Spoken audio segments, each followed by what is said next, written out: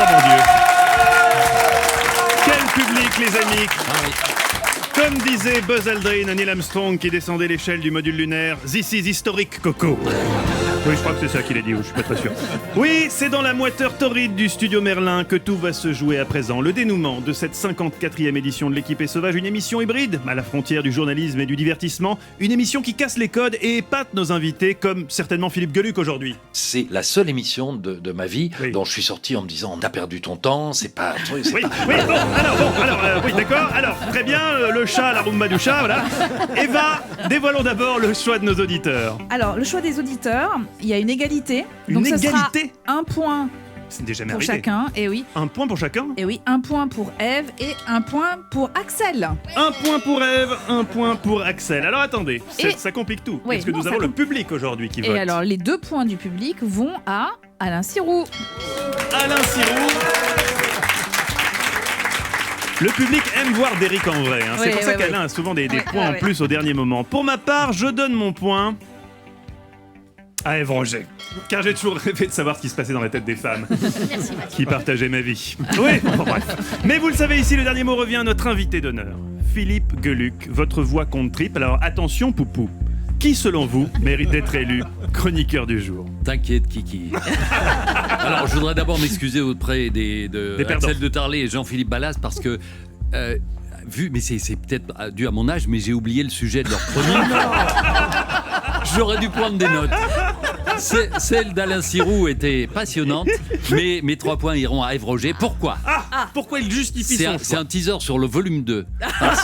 Parce que elle va pouvoir se rendre compte de ce qui se passait dans ma tête pendant qu'elle faisait sa chronique. Je me disais, elle est bonne. Bravo. Et oui, mesdames et messieurs, c'est donc Ève Roger, si j'ai bien calculé, qui remporte la 54e édition de l'Équipée Sauvage. Ève Roger, alors à quoi pensent les femmes durant l'amour? Après 6000 ans de mystère, vous avez enfin une réponse à nous apporter. Eh bien, je vais commencer par une statistique qui, comme toutes les statistiques, sont à vérifier. Toutes les secondes, 6000 couples font l'amour dans le monde.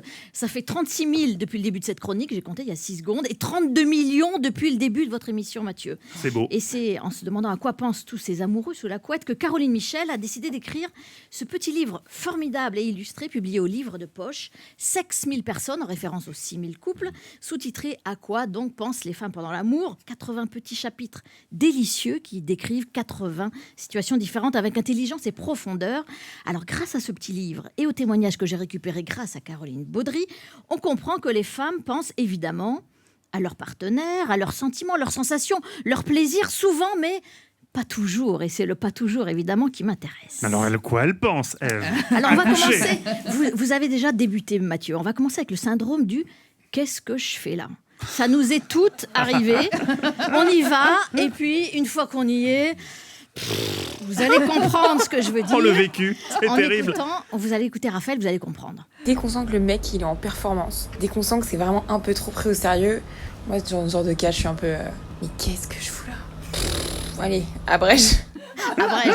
Alors, c'est vrai, c'est vexant, mais c'est très courant. Nous, on vous donne tout. On est dans la performance parce que c'est aussi un sport, quelque part. Et vous, ingrate, vous nous dites « Oh, qu'est-ce que je fous là ?» Abrège. Et puis, il y a aussi les problèmes techniques, très bien décrits dans le livre. Alors, ça peut être « Est-ce que je vais me prendre le mur avec ma tête si le type continue à me pousser vers la cloison ?» Alors ça arrive souvent. Et c'est puis, pas faux, j'en vois dans le public qui s'en connaissent, qui lèvent la main, vous voulez témoigner peut-être?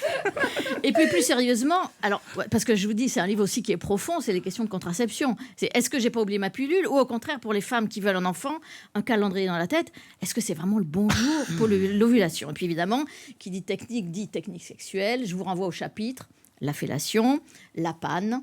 Et puis je pourrais vous parler du flambi, mais je crois qu'il est un peu tôt quand même dans la journée. Du flambi? Voilà. Mais qu'est-ce que ça peut être? Ah non, mais là vous enflammez notre imaginaire. Alors le flambi, ça parle des testicules. Ah oui. Voilà. Intéressant, d'accord. Alors chacun imaginera ce qu'il veut. Voilà. Et puis quand on fait l'amour à deux, c'est mieux. Parfois, on est beaucoup plus. On est beaucoup plus. On n'est pas souvent invité chez vous en même temps, Roger. Je sais que vous avez des pratiques différentes.